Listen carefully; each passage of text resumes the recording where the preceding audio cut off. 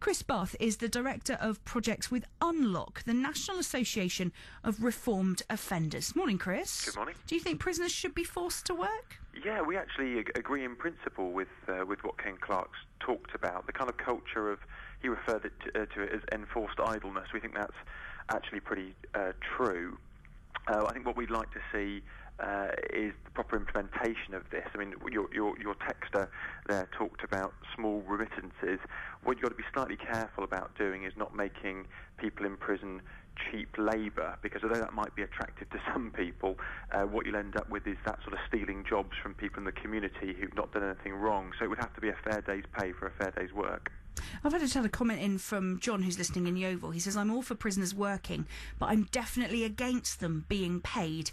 He says, I'm a local businessman and I've been burgled 3 times since 2008. It's cost me £5,000. Why should we pay them? What do you think about what John's had to say? Well, so the logic behind paying people, obviously apart from the normalisation and getting people into that work ethic, is that the money comes in from employers rather than the taxpayer, and then you have people in prison actually paying tax, so they're then supporting the costs that they're creating on the state, and also that a significant proportion of that money would be paid to victims in some form. So what you get is, rather than saying, right, you've been a drain on resources, so we're going to put you in a box and make you a bigger drain on resources for the next few years, you actually get people working, but then money comes out for tax, money comes out for supporting their family, if their families are on benefits or whatever, money goes out to a victims fund, and in effect what the individual's left for is some limited ability to save and support themselves once they've looked after their family and others.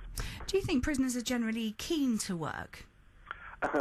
Well, I think, like in broader society, there are some people who are more keen to work than others, aren't there?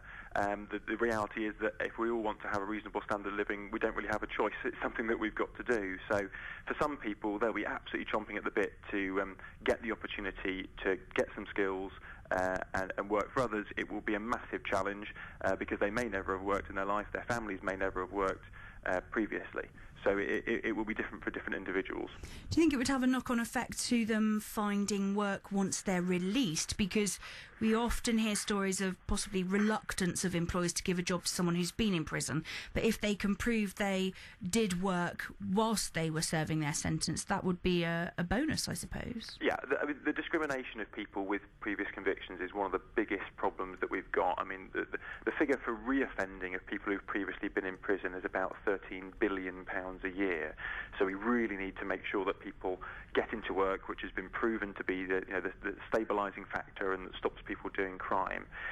If people can build up the skills, build up the trust with employers beforehand, I think it'd be fair for any employer who does work inside prisons to guarantee that good staff, people who work well, are guaranteed a job at the end of it. And finally, we've had various suggestions this morning about what type of work they could be doing. Do you have any suggestions? Well, it's like anything else in a market, isn't it? You have to fit capabilities and availabilities of work. So obviously we would steer away from any kind of return to the old mailbag type of approach. It's Why? about building modern skills. Why? What's wrong if mailbags need making? What's wrong with prisoners doing it? Well, I suppose it's not something that seems to be a demand for in the economy. What you want to do is link the work that happens inside prisons into the real work that the economy actually needs. But as you allude there, and as we said earlier on, you need to create a system which ensures that it's not seen that people in prison are stealing jobs from other people who have done absolutely nothing wrong and are also finding it difficult to find work. Chris, thank you for joining us. Thank you. Chris Bath there, Director of Projects with Unlock, the National Association of Reformed Offenders.